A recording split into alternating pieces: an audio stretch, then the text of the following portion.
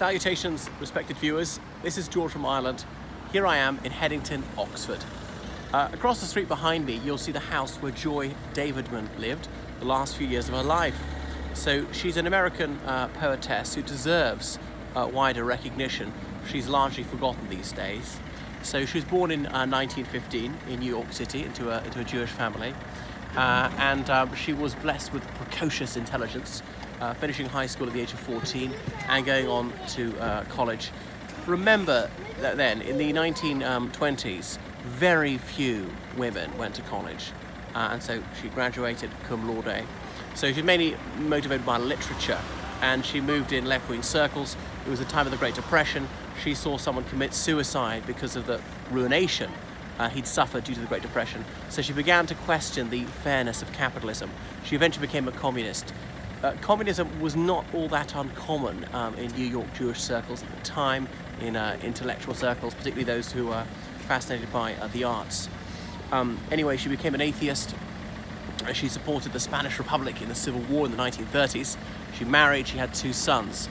Then after the Second World War, she was reading a lot about C.S. Lewis, Clive Saunders Lewis, this Irish writer who was a philosopher here in the United Kingdom. He was at Cambridge University, first of all, lecturing there. And then in the 50s, he came to Magdalen College, Oxford, lectured there. Anyway, so she corresponded with C.S. Lewis, and he was at the height of his fame.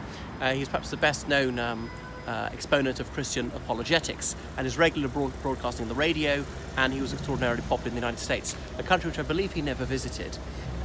Anyhow, so she came over here to meet him, and they struck up a friendship. She had her 2 sons with her. She was seeking a publisher. Her marriage had broken down due to her husband's incessant philandering. She became an ardent Anglophile and wished to remain in the United Kingdom, but to do so legally, she said, well, to Mr. Lewis, would he do a big favour and marry her? So he did. It was simply a marriage of convenience. They lived separately. That was that. But she became more and more attracted to his Christian faith and to him as a personality. Of course, the other dons at Magdalen, his college, they were bemused, sometimes amused. Here he was, C.S. Lewis, age 56, never married, never had a girlfriend, never evinced the least interest in the fair sex, and suddenly he's hanging around with an American lady who's 20 years younger than him, whom he eventually marries. But then they decided to do marriage properly, not just in a registry office, in a church, and they actually live together as man and wife. So that was that. He got into the whole idea of romance in the evening of life. So he lived with her very happily. And theirs was a meeting of minds, although Lewis was not really a political figure, but didn't care one way or the other. By the 1950s, she was not a communist, but her previous communist proclivities had been counting against her in the McCarthy era.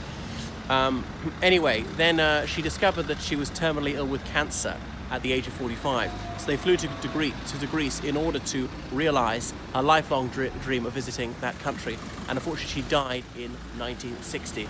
And her 2 sons were brought up by him. You may have seen the film Shadowlands, starring Deborah Winger, which came out in about 1993.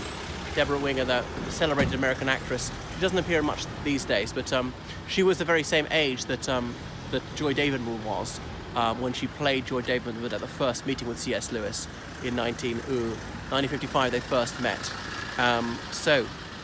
What else? So that's it. And C.S. Lewis, he later moved somewhere else with his brother, a retired army officer who was a bachelor and a functioning alcoholic. Part of the Inklings group as an informal literary circle that used to meet at the Eagle and Child pub on St Giles' Street, Oxford, but more about that later. So that is Joy Davidman, whose life was, I suppose, marred by unhappiness, who had the last few blessed years with C.S. Lewis. And she converted to Christianity, though she perhaps wasn't zealous about it as her husband, her second husband, and her 2 sons still live in this country, I believe. So watch Shadowlands. It's a beautiful tale. It's a little bit slow-moving, excellent dialogue, very well fleshed out characterization. I think probably does justice to both characters. A refreshingly unbitchy look at C.S. Lewis, who attracted some jealousy and hostility from amongst his peers at the time, who were perhaps covetous of his fame and academic prowess. Well, that is Joy Davidman's house. As I say, unfortunately not open to the public, but C.S. Lewis's house is open to the public. Obviously, they lived together after a while in that house. That's it.